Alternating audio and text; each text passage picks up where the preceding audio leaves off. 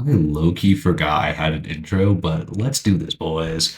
We know why you're here. It's tasing animations time. Let's get right into the run.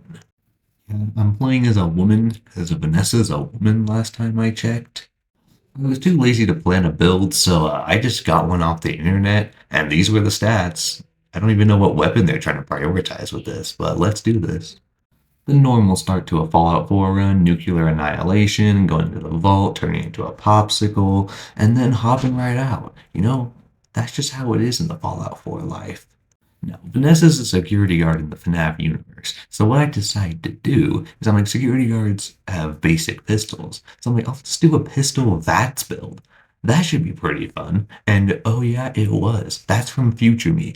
This was a really fun run. I didn't think pistol VATS could be this cool. I step outside the vault and see sunshine, which, no Redditor has ever seen before. I kind of ignore Codsworth because I need to grab supplies and healing stuff, so I make my way to the root cellar and I absolutely loot that place. Like, they left this behind. It's mine now, bozos. I help Trudy deal with Simone and Wolfgang just for the caps. I just need money so I can buy ammunition and better weapons. So let's go on to the next thing. The Minutemen quest is crap, so we're going to Cambridge Police Station. And Paladin Dance seems like he's actually doing pretty good for himself. Like this time he's not absolutely getting destroyed. So I kind of just sit in the background with my pistol and go pew pew until all the guys are dead. Dance decides I'm a worthy street rat, and we go to Arca and do an epic team up. Dance does all the work, and I get all the XP. It's a fair deal here. I love Righteous Authority. It's a good gun, but I use it way too much. I did turn it into a pistol, and I have it in the back of my inventory for this entire run, but later I just buckle under that pressure and I pull this bad boy out. I also get another cool energy weapon, but I'll get to that later. I didn't have that much power in my corner. The synths kind of destroyed me, so I decided I needed to resort to the number one thing, glitch making, or glitch combining. And I made a glitched gun. This thing is cursed as crap, but it did a lot of damage, and it was a serious upgrade from my basic pipe gun and 10mm pistol. The next gun I make is where I take a beta wave tuner, slap it on my 10mm pistol, so now I have flaming 10mm pistol. Oh yeah, this thing is dope. On my way to Diamond City, I see one of the guards dead, and I immediately take his armor because it is a real upgrade. I can take all the upgrades I can get. Also, this mutant hound tried to bite my ankle, so I shot him. I give Sheffield a Nuka-Cola. Here you go. Thank you. Thank you. The Triggermen don't stand a chance between my glitched abominations of weapons. Dino wasn't expecting the big iron on my hip to set him on fire, and these were the few times I can actually land a solid sneak attack, but the fire damage absolutely destroyed him. I love the irony of the reverse damsel in distress scenario. Question is, why did our heroine risk life and limb for an old private eye? Nick doesn't realize how much of a legend he is. Man's just goated without knowing. I hit Skinny Malone with an old school Roomba, and he just did not stand a chance.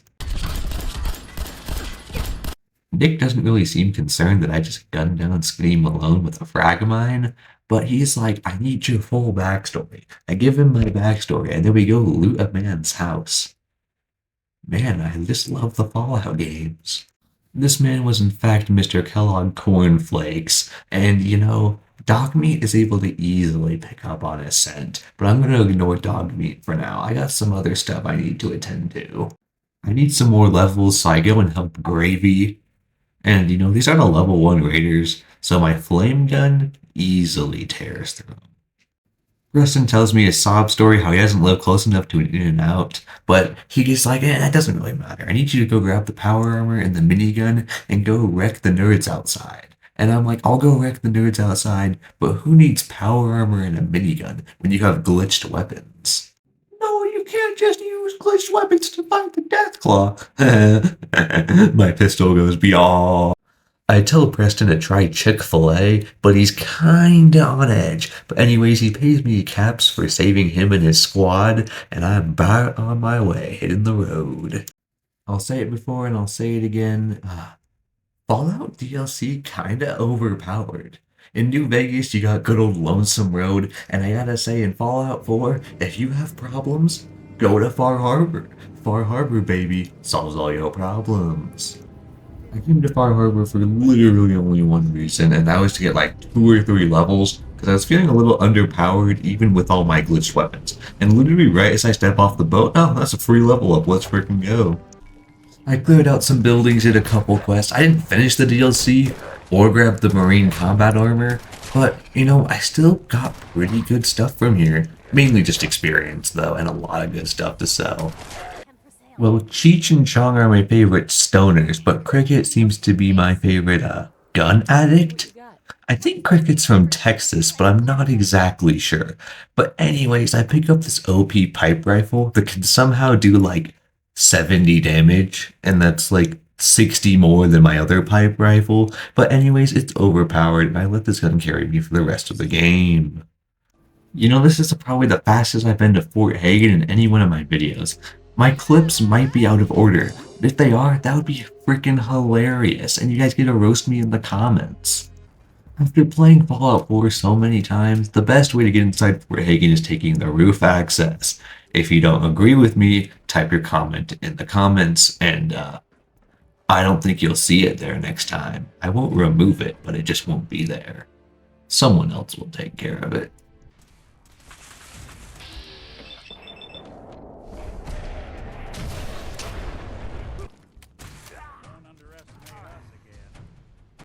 I grabbed Kellogg's brain and put it in my back pocket, and then I take his gun, because who cares about his brain when I can have his dope pistol? His brain does allow me to give access to his search history, and oh my, look what Kellogg was looking up. Why do I see you trying to impress Freddy? You're looking up things like how to impress Freddy on our first date? Dude, you can't be serious, right? I go inside Kellogg's head to find the secret recipe for cornflakes. Oh wait, no, I'm looking for my son, yeah. Wait, I have a son? Huh, interesting. It's time to go clear out Port Strong, because Elder Maxon told me to do so, and yeah, I'm siding with the Brotherhood again. If you have an issue with that, go to the comments. I'm not guaranteeing that I'll answer your comment, because the Brotherhood is the best faction in Fallout 4. There's already been several videos made about this. There's an Oxhorn video or something like that. Just go watch that instead of coming to this here comment section. Dance is like, yo homie, you did a pretty good job. And I report back to Elder Maxon. Elder Maxon tells me go find the Institute. And I'm like, well, I'm already kind of doing that, so yeah, I can kill 2 stones with 1 bird by doing this. Virgil tells me how to track down the Bozo Courser boy. And yeah, so I just follow his instructions, not really, because I already know it's at Green Tech Genetics. I decide to have the Brotherhood come give me a lift, because I have these signal grenades, and I'm probably never going to use them. And plus, flying in a vertibird is just kind of poggers, though. I hop in, and this man plays some of the most bussin' tunes I've ever heard on a vertibird.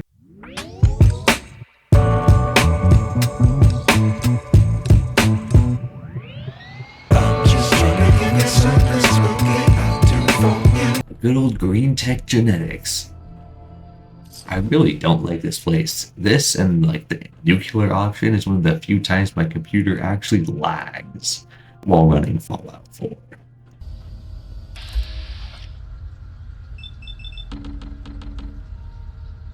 Look at what you need to mimic just a fraction of my power.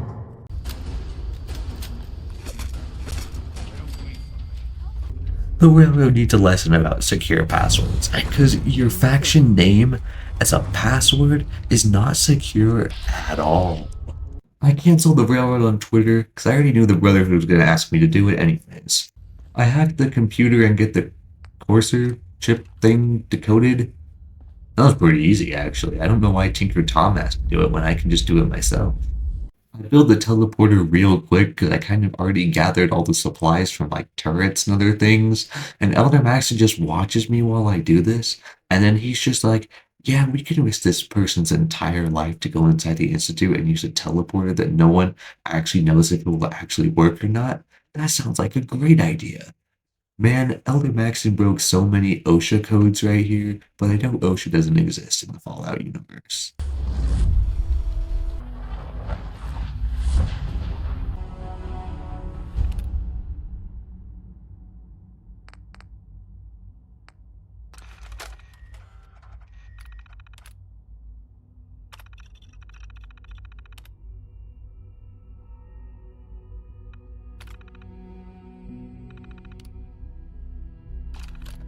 Father tries to explain why the Institute is goated, but the Institute's kinda garbage. Like, Pog or Nog, the Institute's super Nog, so I just get out of there.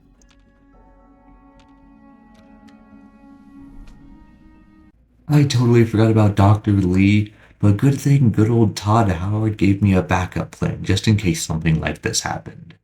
Welcome to Back Alley Bowling. Step right to get a bowl, just $5,000 a game. Dude, I can't. Sorry to hear that. Stop! Stop! You have to pay!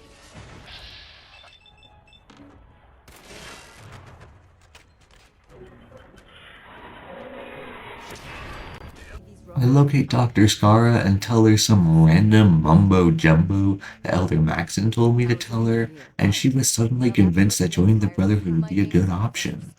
Now, this is a quick side note. I had to re-record this part because I thought it would be very, very important. Because I don't know what happened, but I lost the video file. So if stuff in this clip doesn't line up with stuff in future clips or the past clips, that's why I recorded this after I finished the run. So yeah, here's the clip. Procter Ingham sent me to get magnets, but magnets are boring to record, so Procter Ingham then sent me to Sentinel site to pick up some nuclear bombs, and I heard something very interesting as I opened that front door. I heard gunshots. I'm like, I don't even think people live here. I pop open the front door, and it's Freddy and friends, and I'm like, oh no, this is going to be a difficult encounter, isn't it?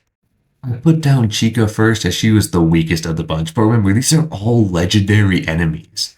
Like, the 4 of them or whatever. Monty was the most powerful of the bunch, so I resorted to the final solution, crippling him with a nuclear bomb. Oh yeah, that's satisfying.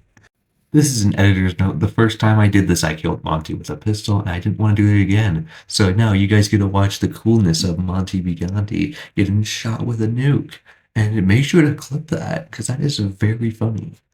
I encounter Roxy and Scrap Trap next, and I'm like, Scrap Trap? I thought this was supposed to be Freddy. But anyways, I picked up. I dealt with Roxy first, because Roxy was faster than Scrap Trap was. I lured Scrap Trap up the catwalk, and I threw these Institute relay grenades because I thought the synths would attack him, but the synths are apparently homies with Scrap Trap, so I had to deal with him myself. And Scrap Trap, holy crap, this man's a damage sponge. Like, I thought Oblivion on the highest difficulty slider was damage sponge. Oh no, this man had too much HP right there.